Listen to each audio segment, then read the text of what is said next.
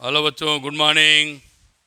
जब भी आज आवाज़ करते हैं सभी बच्चों को उस समय का भी नमस्कार। सब अच्छे होंगे, मैं आशा करता हूँ मेरे बच्चे अच्छे हैं। आज बेटे हम लोग चैप्टर 4 का नया लेक्चर लेके आया है मैंने। टॉपिक है बेटे रेजुलेशन ऑफ वेक्टर। आज का टॉपिक है, क्या लिख रहा हूँ, resolution of vector.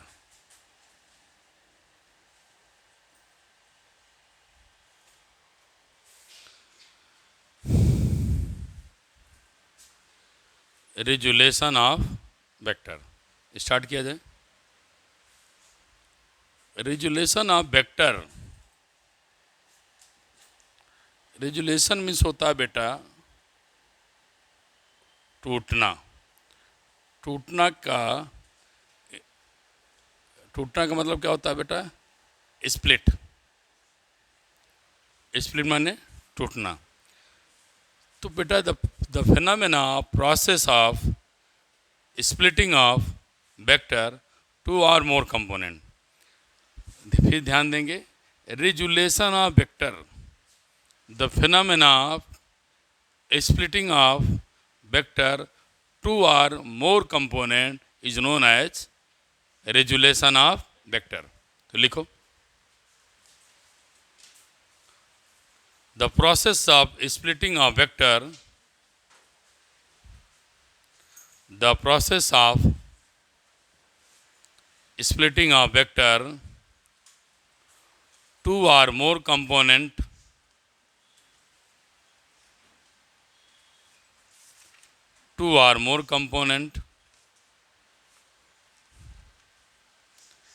is called resolution of vector. It's called resolution of vector.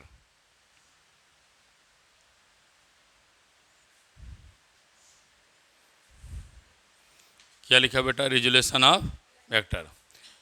आगे फिर लिखें पैरा छोड़ करके,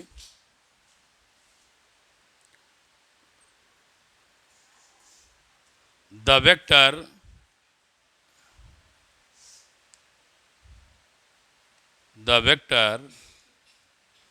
so the vectors, not vector, the vectors so obtained from given vector,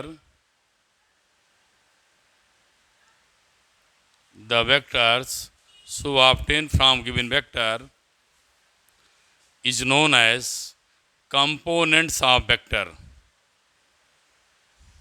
Component of vector.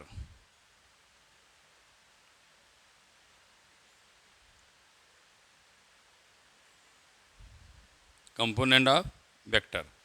बेटे मैं फिर आपको दोबारा समझाऊं, किसी भी वेक्टर का स्प्लिट कर जाना, टूट जाना, टूटना रेजुलेशन ऑफ वेक्टर कहलाता है। क्या लिखा है? Resolution, resolve. रेजुलेशन से बना है रिजॉल्व, और रिजॉल्व मीन्स क्या होता है? टूट जाना। जब कोई वेक्टर बेटे स्प्लिट हो जाता है, टूट जाता है, तो उसे क्या बोलते हैं बेटे? Resolution of vectors. जो बेटे रिजॉल्व होकर के कंपोनेंट्स मिलते हैं, वेक्टर के कंपोनेंट्स मिलते हैं, उनको क्या बोलते हैं? Components of vector. उन्हें क्या बोलते हैं? Components of vector. अब फिर अगला हेडिंग लिखिए, rectangular components of vector.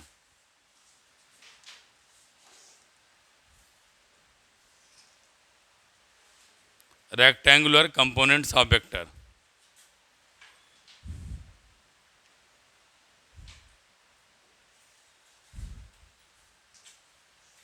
rectangular components of vector. When a vector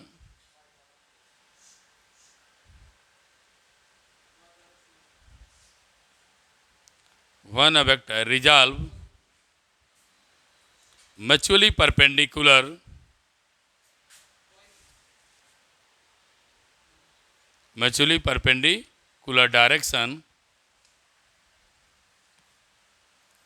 mutually perpendicular direction each other is called rectangular component of vectors.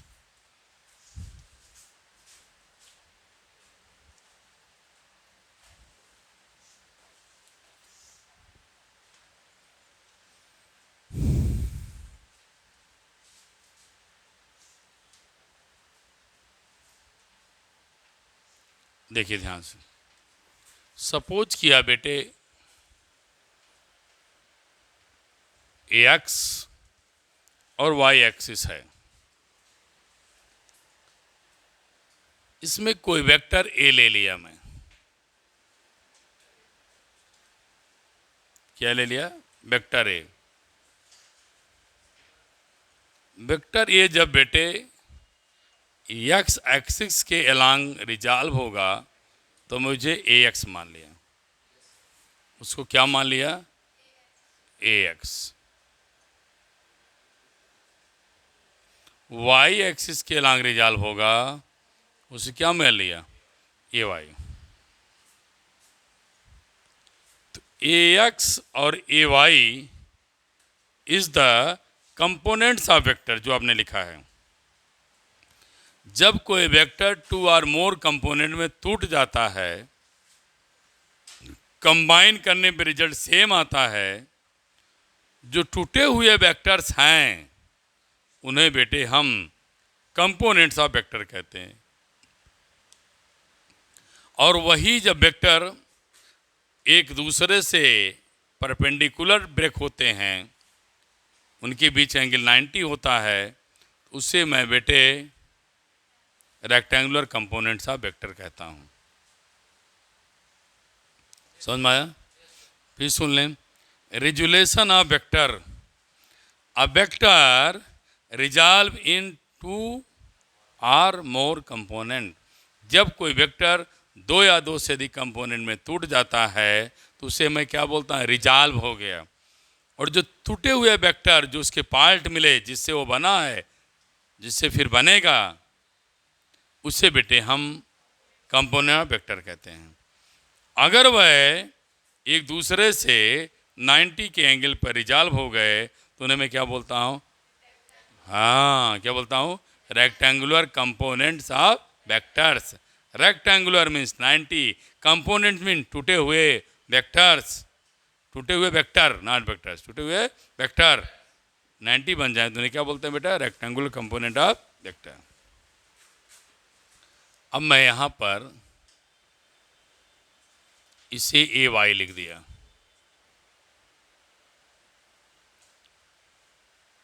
यहाँ पर बेटे क्या लिख दिया? A X A Y. O N P triangle O N P में चलो, मैंने बताया था, फिर बता रहा हूँ। ओ से कहाँ चलेंगे? एन की तरफ। बेटे समझ में आ रहा है? ओ से कहाँ चलेंगे? एन की तरफ। फिर दिखाया क्या मैं? ओ से एन, एन से पी, बोलो, ओ से एन, फिर एन से पी इक्वल टू क्या? ओ से पी। ओ से कहाँ चलेंगे? एन, फिर एन से पी इक्वल टू क्या? O P. तो यहाँ क्या लिखेंगे? A X vector, A Y vector, A vector. अगर बेटे इस वेक्टर को मैग्नीट्यूड और डायरेक्शन फॉर्म में लिखा जाए, इसे क्या लिखेंगे? A X I cap, A Y J cap. Vector A X का ए एक्स मैग्नीट्यूड है, आई क्या है? डायरेक्शन। ए वाई का ए वाई क्या है? मैग्नीट्यूड। जे क्या है? डायरेक्शन। ये बेटे आपको रिजल्टेंट मिल गया।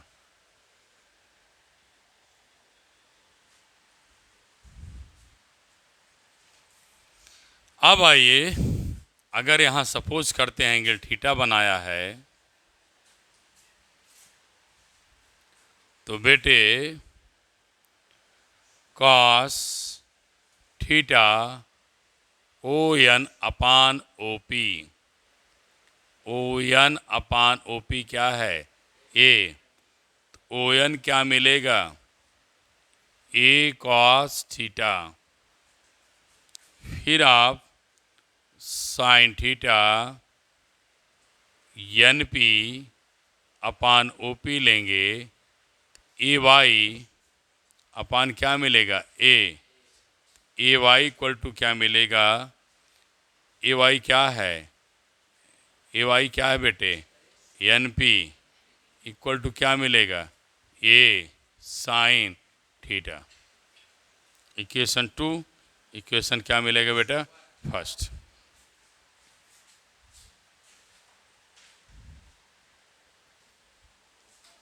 अब बेटे इक्वेशन फर्स्ट और सेकंड को स्क्वायरिंग एंड एडिंग करेंगे तो मुझे मैग्नीट्यूड ऑफ वेक्टर ए मिलेगा। कैसे मिलेगा? फाइंड मैग्नीट्यूड ऑफ ए।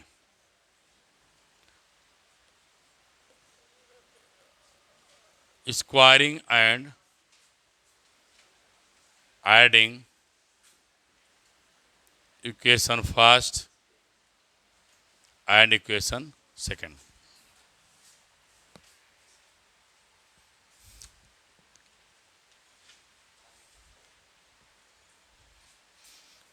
बेटे ए साइन थीटा क्या माना है? A Y. यहाँ मैं भूल गया हूँ, ए एक्स इसको ले लेंगे। तो क्या करेंगे? A X square equal to A square का स्क्वायर थीटा। वाई स्क्वायर करें बेटे, वाई स्क्वायर करो तो A square sine square theta. Add करिए बेटे, adding A X square A Y square A square का स्क्वायर थीटा, फिर क्या मिलेगा? Sine square theta. इसकी वैल्यू कितनी आई? 1। ए इक्वल टू क्या मिलेगा बेटे? Root of A X square और क्या? A Y square. आपको बहुत ध्यान से न्यूमेरिकल में केयरफुली देखना, मैं बताने चाह रहा हूँ। अटेंशन पे करिए आप, क्या मैं बोलना चाह रहा हूँ। यह वेक्टर था या वेक्टर है, यहाँ से जब मैग्नीट्यूड बना है, यहाँ से जब मैग्नीट्यूड बना है तो आपको देखने से क्या मिल रहा है? वेक्टर ए इक्वल टू क्या है? A X I cap A Y J cap equal to vector A. जब मेरा बेटा बेटी सुने, जब इसे तू मैग्नीट्यूड करेगा बेटा, तो मैं क्या निकाल के लाया कि आई के कोफिशिएंट जे के कोफिशिएंट का स्क्वायर और रूट है। स्क्वायर और क्या है? रूट है। जैसे मैं जल्दी से न्यूमेरिकल ले लूँ छोटा सा, मैं कहाँ लिखूँ बेटे? यहीं लिख देता हूँ। यहाँ लिख दिया बेटे 3i 4j इक्वल टू ए। अब आप पूछते हो संजय सर मैग्नीट्यूड आप बता दो। बेटे जब मैग्नीट्यूड निकालूंगा, देख लो यार, तो क्या करूंगा? देखो, कह रहा है कि आई के कोफिशिएंट का स्क्वायर करो। क्या लिखूंगा? 3 का स्क्वायर। जे के कोफिशिएंट का स्क्वायर करो। क्या लिखूंगा? 4 का स्क्वायर। अब बोलो कितना आया? रूट 25। रूट कितना आया? 25। तो बेटे ए इक्वल टू रूट 25। मेरे बेटे बताओ ए इक्वल टू तू क्या पाएगा? 5। ये मेरा समझाने का आपको तरीका था कि अब आप लोग कभी भी कोई वेक्टर है, वह अपने डायरेक्शन के साथ आता है, उस वेक्टर का मैग्नीट्यूड निकालने के लिए एक नया फार्मूला जनरेट हो गया, आई के कोफिशिएंट का स्क्वायर जे के कोफिशिएंट का square that is equal to magnitude. समझ नहीं आया आप लोगों?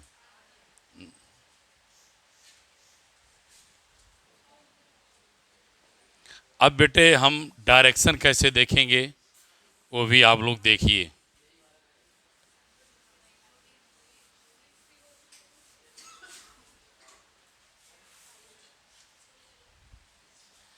देखिए इक्वेशन सेकेंड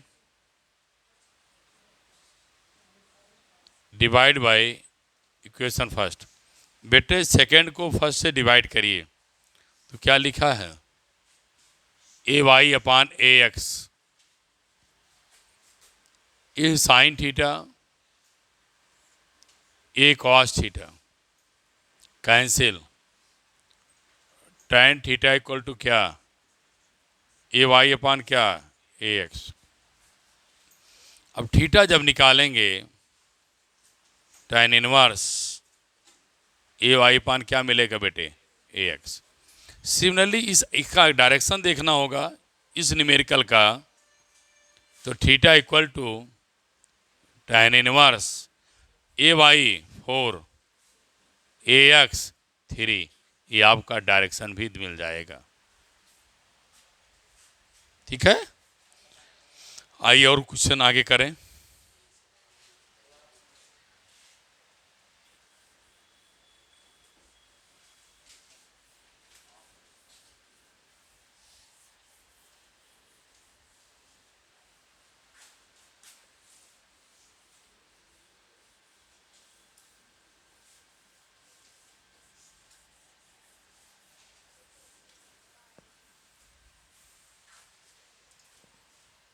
आइए बेटे न्यूमेरिकल देखें।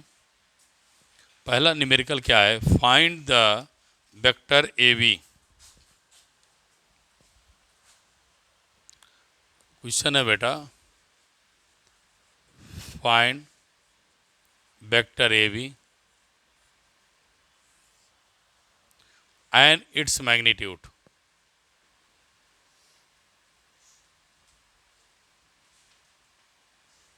And its magnitude if at initial point A 1 to -1, final point B 3 to 2। अब बेटे जब हमें ए निकालना होगा, ए बी वेक्टर, तो कैसे सॉल्व करेंगे ध्यान दीजिए। पहले तो मुझे ए बी वेक्टर चाहिए, फिर बेटे हम मैग्नीट्यूड की तरफ चलेंगे। तो सपोज करते हैं यह वेक्टर को मैंने ओरिजिन से ड्रा किया है। ये जो वेक्टर है ये कहाँ से है बेटे, ओरिजिन से, ओ टू ए, एक्स वाई जेड एक्सिस।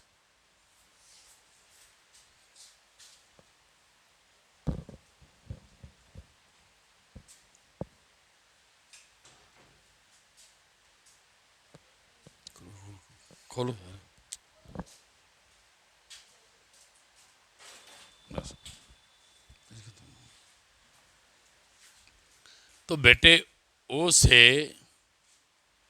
क्या लिखेंगे, वेक्टर ओ से बी को ओ से ए सब्ट्रैक्ट करेंगे।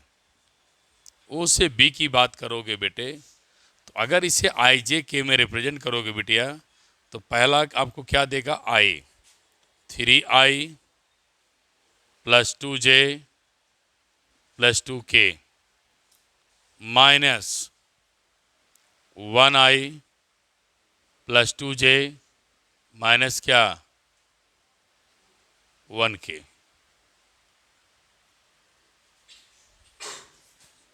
जब हम ए बी निकालेंगे वेक्टर, तो बेटे आई कॉमन ले लेंगे, 3 - 1, फिर बेटे जे कॉमन ले लेंगे, 2 - 2, फिर के कॉमन ले लेंगे, 2 - 1। A B 2i 0j plus 3k, ये वेक्टर आ गया। अभी अभी आपने पढ़ा था जब मैग्नीट्यूड निकालेंगे तो कैसे निकालेंगे? आई के कोफिशिएंट का स्क्वायर, जे के कोफिशिएंट का स्क्वायर, के कोफिशिएंट का स्क्वायर। कितना मिलेगा बेटे? बोलिए। 4 और 9 अंडर रूट कितना मिलेगा? 30 यूनिट। ये आपका न्यूमेरिकल हो गया, एक न्यूमेरिकल मैंने बता दिया।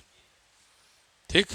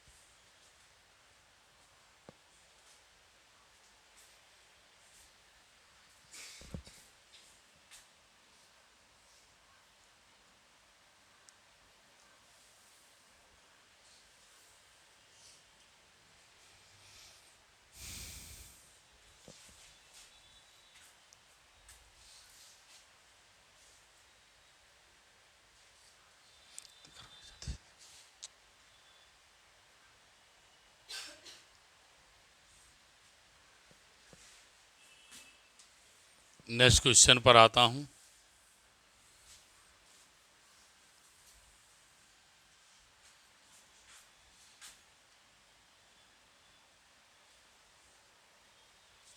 What be the horizontal and vertical component?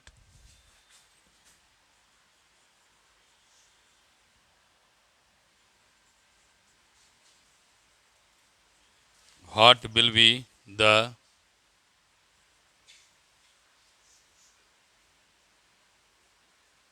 horizontal and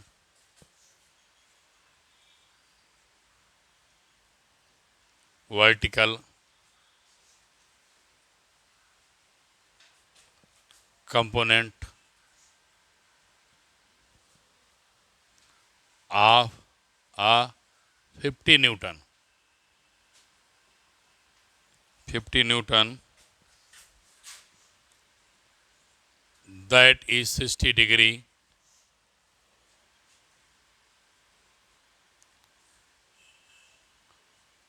above the horizontal.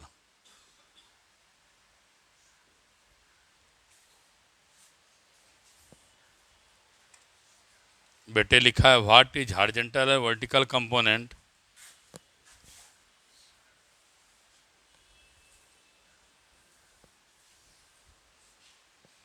अभी आप लोगों ने क्या पढ़ा था? ये बेटा वेक्टर ए है तो क्या मिला था आपको? ए एक्स कॉस थीटा। यहाँ बेटे क्या मिला था? ए वाई क्या? साइन थीटा मिला था ना। अब मैं इसी को बेटे फोर्स लिख दूं, वेक्टर एंगल 60 कर दूं, तो हॉरिजॉन्टल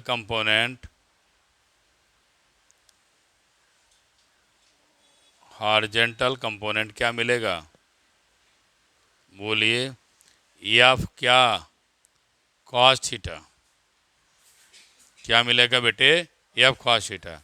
ऐसे लिखें हम यहाँ पर। एक्स के अलांग क्या मिलेगा? F cos theta. तो आप यहाँ लिखिए F cos theta equal to F X. क्यों बेटे? जब एफ एक्स के अलांग आएगा तो इसे मैं एफ एक्स लिखूँगा। हैव द वैल्यू, वैल्यू क्या रखता है? F cos theta. यही एफ वाई के अलांग आएगा तो वैल्यू क्या रखेगा बेटे? F Y. वैल्यू क्या रखता है? A Y sine theta. तो एफ वाई इक्वल टू क्या लिखेंगे? F sine theta. ये तो वैल्यू बेटे रिजॉल्व हो के मिल गई। अब आइए इसकी वैल्यू को सॉल्व करें। ये वैल्यू कितनी है 50। कितना दिया बेटा 50, बोलो दिया है, बोलो 50 cos 60। You know that what is value of cos 60? बोलो। हाँ 1/2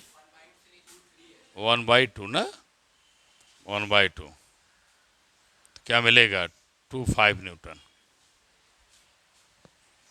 आइए एफ वाई की बात करें। 50 sin 60, 50 sin 60 value √3/2, it means 25 √3 Newton. ये बेटे कहाँ मिलेगा x के लांग, ये कहाँ मिलेगा y के लांग। तो आपसे यही पूछा है बेटे दो question, what is horizontal and vertical components. समझ में आई बात मेरी, सबको आया। यक्स जैसे एक्स एक्सिस टूटेगा तो ए एक्स कॉस थीटा, वैसे एफ ब्रेक होगा वे तो स्प्लिट होगा तो F cos theta F x. यहाँ क्या है ए वाई साइन थीटा है तो एफ वाई क्या मिलेगा,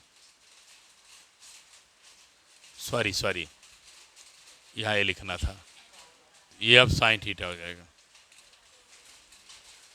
वैसे मिला बेटा F X F cos theta, F Y क्या मिलेगा एफ साइन थीटा। सारी वैल्यूज को मैंने क्या किया पुट कर दिया।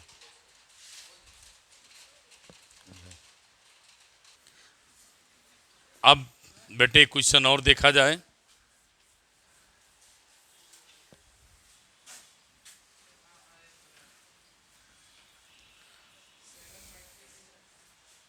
क्वेश्चन है बेटा find unit vector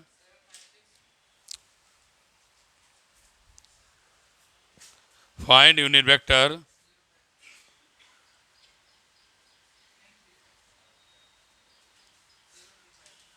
find unit vector parallel to resultant